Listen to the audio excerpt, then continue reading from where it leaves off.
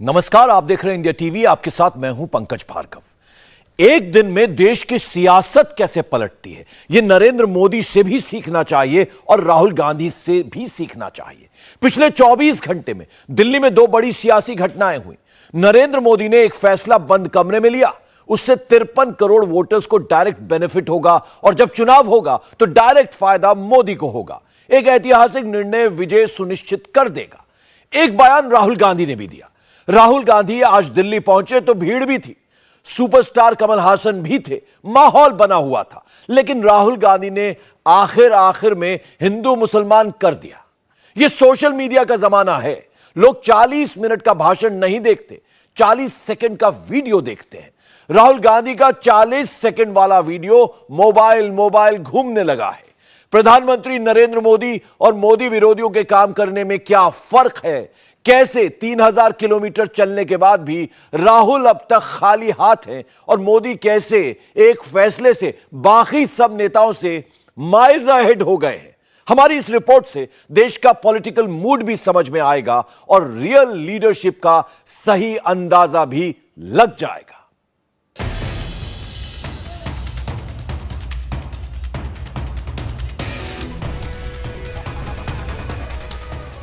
निन्यानवे करोड़ वोटर का data, 53 crore voter को दाल चावल आटा। 2024 में वोट का सबसे बड़ा काटा। हिंदुस्तान में अगला आम चुनाव होगा तो भाषण से ज्यादा राशन चलेगा। गेहूं, चावल, चना, रिफाइंड तेल और नमक, रैलियों से ज्यादा वोट इनमें है। वोट काउंट और हेड काउंट पर एकदम लेटेस्ट सर्वे रिपोर्ट आई है। इलेक्शन में वोट की चोट कैसे पड़ती है, इसके बारे में नई चीजें मालूम चली हैं। 24 में वोट का कांटा किधर झुकेगा, इसका भी फर्स्ट ट्रेंड मिल चुका है।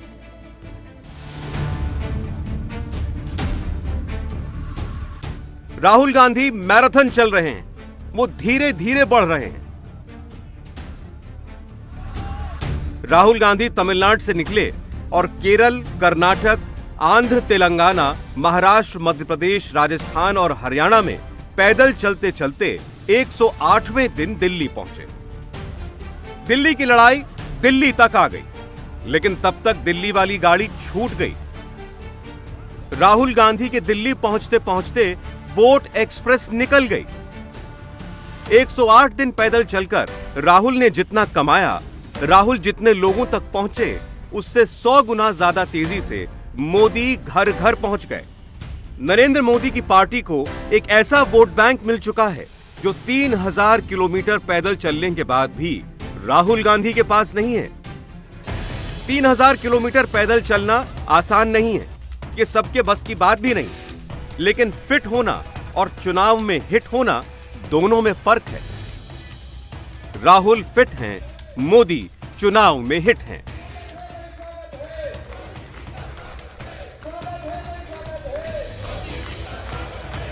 भारत जोड़ो यात्रा थोड़ी देर में हम डिस्कस करेंगे, उससे पहले वोटर का कुछ डेटा देख लीजिए।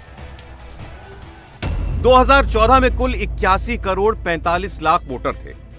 5 साल बाद 2019 में वोटर बढ़कर 89 करोड़ 78 लाख हो गए, यानी 5 साल में 10.22% वोटर बढ़ गए।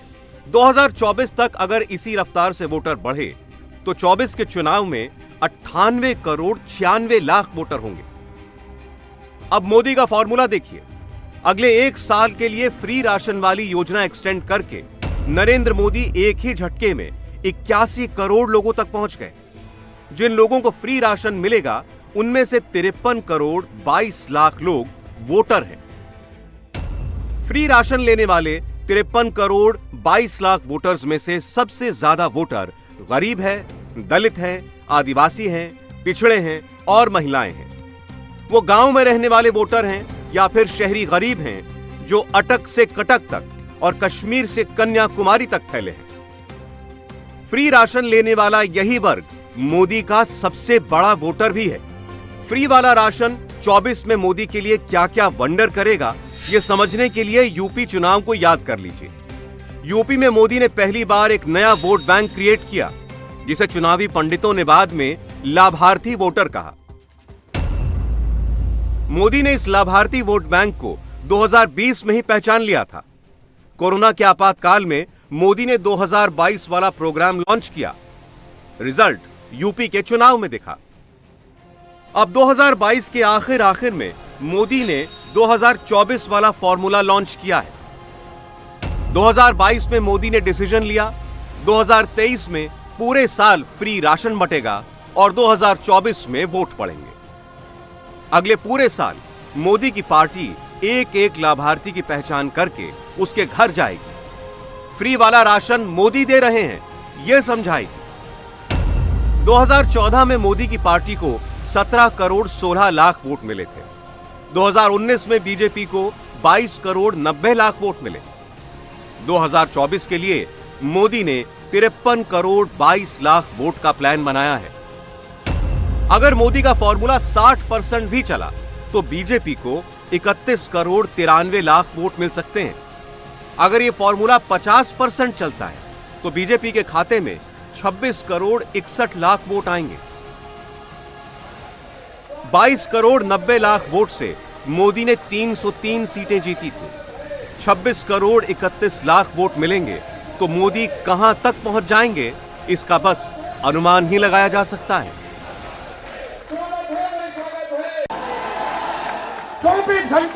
24 घंटा हिंदू मुस्लिम हिंदू मुस्लिम हिंदू मुस्लिम हिंदू मुस्लिम हिंदू मुस्लिम। ये सच्चाई नहीं है भाई और बहनों। मैं चला हूं कन्याकुमारी से यहां तक, ये सच्चाई नहीं है। ये मीडिया में चलाया जाता है, फैलाया जाता है। ये देश एक है। इन सड़कों पे लाखों लोगों से मिला हूं। सारे के सारे एक दूसरे से मोहब्बत करते हैं, प्यार करते हैं, गले लगते हैं।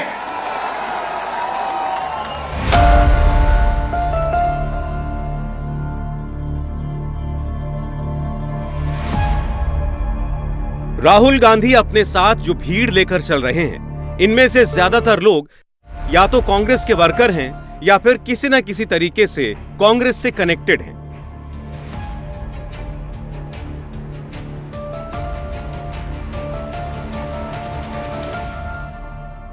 इनमें वोटर बहुत कम है, क्योंकि वोटर तो अपनी रोजी रोटी कमाने में व्यस्त है। वैसी रैलियों और यात्राओं में नहीं आते जाते। लोक नीति CSDS सर्वे के मुताबिक 76% वोटर किसी रैली या चुनावी सभा में नहीं जाते। 86% वोटर कभी किसी जुलूस में नहीं जाते और 90% वोटर कभी किसी रोड शो में शरीक नहीं होते।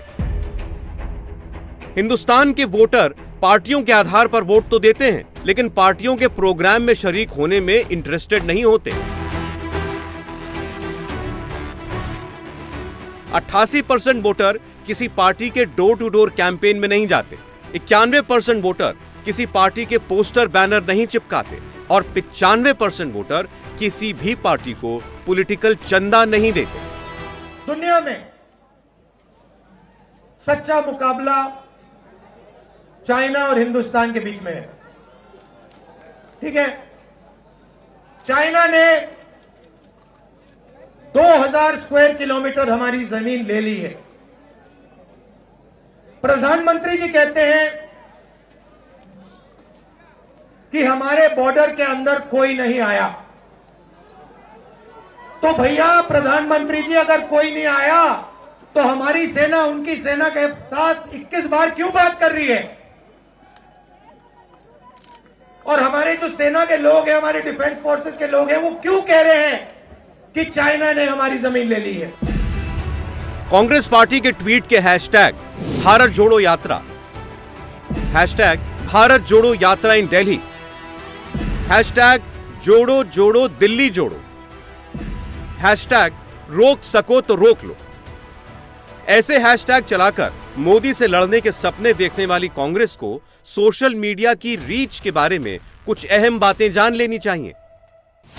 देश के 88% वोटर किसी भी पार्टी के व्हाट्सएप ग्रुप से नहीं जुड़े हैं। हिंदुस्तान के 45% वोटर ट्विटर, फेसबुक, इंस्टाग्राम या व्हाट्सएप पर हैं ही नहीं। जिन 55% वोटरों का सोशल मीडिया अकाउंट है, उनमें भी 55% लोग सोशल मीडिया पर राजनीति डिस्कस नहीं करते। यानी सिर्फ 24.75% वोटर सोशल मीडिया पर राजनीति के बारे में पढ़ते हैं। इनमें भी सिर्फ 12% वोटर पॉलिटिकल पोस्ट को लाइक या फॉरवर्ड करते हैं। भाई और बहनों, ये पॉलिसी नहीं है। भाषण के बिना जिंदगी चल जाएगी, लेकिन राशन जरूरी है। नरेंद्र मोदी ने उसी राशन पर फोकस किया है। 2047 में जब देश आजादी के 100 साल मनाता होगा, विकसित भारत के सपने को सिद्धि तक ले जाएंगे। संकल्प भी नए हैं, उन संकल्पों की सिद्धि के प्रयास भी नए हैं। आज देश डिजिटल इंडिया, आत्मनिर्भर भारत, वोकल फॉर लोकल, हर जिले में 75 अमृत सरोवरों का निर्माण, एक भारत श्रेष्ठ भारत के विजन को लेकर आगे बढ़ रहा है। सामाजिक बदलाव और समाज सुधार के इन कार्यों में भी सबका प्रयास करोड़ों लोगों के जीवन को प्रभावित करेगा। जो लोग सोशल मीडिया पर हैं वो भी, और जो सोशल मीडिया पर नहीं है वो भी। राशन सबको चाहिए, इसलिए मोदी के प्रोग्राम की रीच इतनी ज्यादा है। राहुल गांधी की यात्रा में दो ही चीजों की सबसे ज्यादा चर्चा है, एक राहुल का तिलक और दूसरा राहुल की जैकेट। दिल्ली में सोनिया गांधी बेटे से मिली तो उन्होंने भी पूछा कि जैकेट कहां है। राहुल गांधी के लिए कांग्रेस एक तरफ तपस्वी वाला नैरेटिव फैला रही है। खुद राहुल गांधी कहते हैं कि नफरत के बाजार में उन्होंने मोहब्बत वाली दुकान खोली है। मैंने भाषण में राजस्थान में कहा था, आपके नफरत के बाजार में हम मोहब्बत की दुकान खोलेंगे। आपने लाखों दुकानें खोल दी हैं। राहुल अपनी यात्रा को चुनाव से दूर रखना चाहते हैं, लेकिन कांग्रेस इसी मुद्दे पर 24 का चुनाव लड़ लेना चाहती है। रोज आप देखते हैं लोग कहते हैं राहुल गांधी 24 में पीएम बनना चाहिए, क्या वो जिम्मेदारी संभालेंगे? अभी 24 तय करेगा, लेकिन हमारे मन की बात अगर पूछ रहे हैं आप, तो बिल्कुल यही है कि राहुल गांधी प्रधानमंत्री बने। राहुल गांधी कहते नहीं हैं, लेकिन लक्ष्य तो उनका भी वही है, वोट जोड़ो। कांग्रेस के नेता इमरान प्रताप गढ़ी नई संसद में राहुल सरकार की भविष्यवाणी करने लगे हैं। 2024 के चुनाव में राहुल गांधी नरेंद्र मोदी से 1-to-1 करना चाहते हैं। राष्ट्रीय स्वयंसेवक संघ को तो कई पार्टियों के कई नेता टारगेट करते हैं। राहुल अकेले हैं जो डायरेक्ट नरेंद्र मोदी पर निशाना लगाते हैं।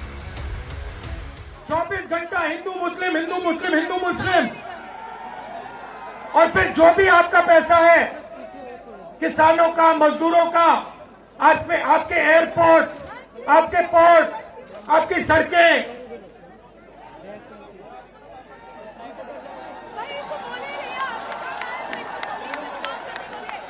सीधा किसके जेब में? इनके मालिक के जेब में। इनको कौन चलाते हैं, नाम बताओ। देखो, सब जानते हैं, पूरा हिंदुस्तान जानता है। भाइयों और बहनों, ये नरेंद्र मोदी जी की सरकार नहीं है, ये अंबानी अदानी की सरकार है। राहुल गांधी मोहब्बत की बात करते हैं, दिल में एक तलखी है, और तलखी ये है कि जनता उनको वोट नहीं देती। आगे 24 में भी हारेंगे बुरी तरह से, क्योंकि राहुल गांधी, आप एक बात नहीं समझ पा रहे हैं कि आपकी पूरी सोच खुद नफरत के आधार पर है, जिस नफरत की बुनियाद में है नरेंद्र मोदी के खिलाफ नफरत। और देश की जनता नरेंद्र मोदी को प्यार करती है और सम्मान करती है। हरियाणा से दिल्ली में एंट्री करने से पहले राहुल मंदिर गए। दिल्ली में एंट्री करते ही राहुल निजामुद्दीन चिश्ती की दरगाह पर गए और चादर चढ़ाई। राहुल गांधी राष्ट्रपिता महात्मा गांधी और पूर्व प्रधानमंत्री अटल बिहारी वाजपेयी की समाधि पर भी जा रहे हैं, और वो बीजेपी में राजनाथ सिंह और नितिन गडकरी को अच्छा नेता बताते हैं। मतलब ये कि राहुल सिर्फ नरेंद्र मोदी से दुश्मनी निभाना चाहते हैं, क्योंकि राहुल को इसी में अपनी यूएसपी दिखती है। हिंदू धर्म की बात करते हैं। मैं आपसे पूछना चाहता हूं, हिंदू धर्म में कहां लिखा है कि गरीबों को, कमजोर लोगों को कुचलना चाहिए? कहां लिखा है? कहां लिखा है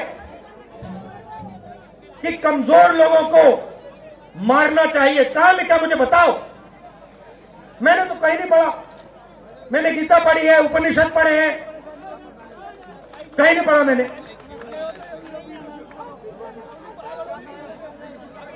आपने पढ़ा नहीं? राहुल गांधी अब यहां से क्रिसमस और न्यू ईयर की छुट्टी पर निकल जाएंगे। फिर मोदी की पार्टी का काम शुरू होगा। बीजेपी हर चीज को भुनाना चाहती है। कि गरीबों का मजाक बनाना आपकी आदत बन गई है क्या? किसने कहा है कि हिंदू धर्म में गरीबों के मारने की बात की गई है? किसी ने तो नहीं कहा है। हां, आज हिंदू धर्म की सनातन चेतना को नरेंद्र मोदी आगे बढ़ा रहे हैं कि नहीं? राहुल गांधी, कभी आप विश्वनाथ मंदिर गए हैं काशी में? कितना सुंदर बना है। कभी आप केदारनाथ का दर्शन करने का आपको मन बना है क्या? कभी आप बद्रीनाथ गए हैं क्या? अभी जो उज्जैन में महाकाल का इतना बड़ा पुनरुद्धार सौंदर्य बना है, कभी देखने की कोशिश की है? राहुल गांधी जी, आप सोमनाथ मंदिर पिछली बार कब गए थे? आज आपको याद दिलाना जरूरी है, क्योंकि आपने हिंदू धर्म पर अपनी समझदारी बताया है।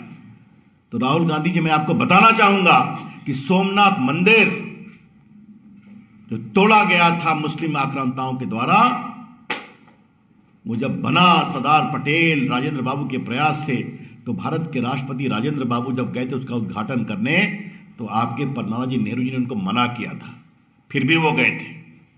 आज आपको बताना जरूरी है, ये समझाना जरूरी है कि राहुल गांधी मोहब्बत की बात करते हैं, दिल में एक तलखी है,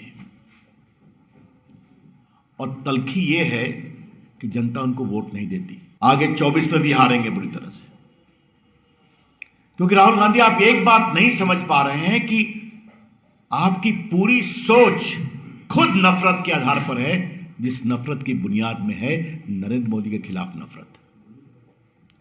और देश की जनता नरेंद्र मोदी को प्यार करती है और सम्मान करती है। बीजेपी के पास क्या है? वोटर का पूरा डेटा, लाभार्थियों के लिए दाल चावल आटा, फ्री की दवाई और मातृभाषा में पढ़ाई, गरीबों को मकान, छोटी दुकान के लिए सस्ता लोन, महिलाओं के लिए सिलेंडर, छात्रों के लिए स्कॉलरशिप, किसानों का सम्मान, मजदूरों को पेंशन।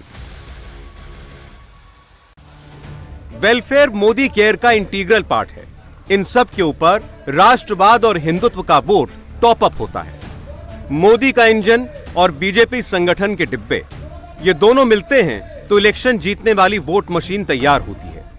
मोदी की पार्टी हर मोर्चे पर काम कर रही है।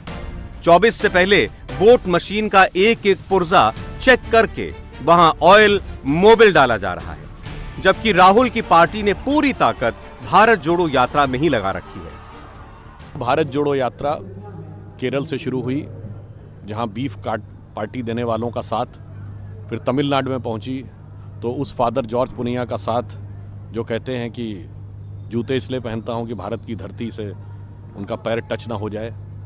फिर कर्नाटक में पहुंचती है तो वहाँ के वो कार्यकारी अध्यक्ष जो हिंदू शब्द के लिए गंदा कहते हैं। फिर महाराष्ट्र पहुंचती है तो स्वतंत्र वीर सावरकर का अपमान। उसके बाद गांधीयंस विद गन कहने वाली मेधा पाटकर, यानी महात्मा गांधी और बंदूक का साथ, ऐसे तमाम। और फिर ये कमल हसन जी जो कहते थे कि फला राजा हिंदू नहीं थे। तो तमाम प्रकार की विघटनकारी पृथकतावादी ताकतों और विचारों को आगोश में समेटे हुए दिल्ली में आकर खड़े हुए और ये कहने का प्रयास किया कि विपक्षी दल हमारे साथ आ जाएं। मगर अफसोस कि भारत जोड़ो की बात कहने वाले विपक्ष को भी नहीं जोड़ पाए और अपनी पार्टी को भी जोड़ते हुए नज़र नहीं आ रहे हैं। तो उनके ऊपर तो मुझे वह पंक्ति लगती है उचित कि जब वो दिल्ली में प्रवेश कर रहे हैं, जहां उनकी सल्तनत तबाह हो चुकी है, 2 विधानसभा और लोकसभा चुनावों में 0-0 सीटें हैं और हाल ही में एमसीडी में तबाही हो चुकी है। तो जैसे दिल्ली का आखिरी मुगल बादशाह बहादुर शाह जफ़र ने जो नज़्म लिखी थी, वो उनके ऊपर है कि इसमें हबीब का अर्थ होता ना दोस्त। न मैं किसी का हबीब हूँ, राहुल गांधी जी के लिए, न मैं किसी का हबीब हूँ, न मैं किसी का रकीब हूँ। जो बिगड़ गया वो नसीब हूँ, जो उजड़ गया वो दयार हूँ, जो किसी के काम न आ सका वो मैं एक मुश्ते गुबार हूं। 2022 में 7 राज्यों में चुनाव हुए। बीजेपी ने 5 राज्य जीतकर अपना वर्चस्व कायम किया। कांग्रेस ने हिमाचल जीता, आम आदमी पार्टी ने पंजाब में फतेह हासिल की। 2023 में 9 राज्यों में दंगल होगा, लेकिन राज्यों के चुनाव को 2024 के चुनाव का बैरोमीटर समझने की भूल न करें। 2019 से पहले 2018 में कांग्रेस ने राजस्थान, मध्य प्रदेश और छत्तीसगढ़ के चुनाव जीत लिए थे, लेकिन 2019 के लोकसभा चुनावों में बीजेपी ने यहां लगभग 100% का स्ट्राइक रेट मेंटेन किया। राहुल अपने पीछे पब्लिक दिखा रहे हैं, लेकिन इनमें लॉयल वोटर कितने हैं? राहुल के पीछे जुड़ने वाले कांग्रेस की राज्य सरकारों के डिब्बे गायब हो चुके हैं। ले देकर 3 राज्यों में कांग्रेस की सरकार है।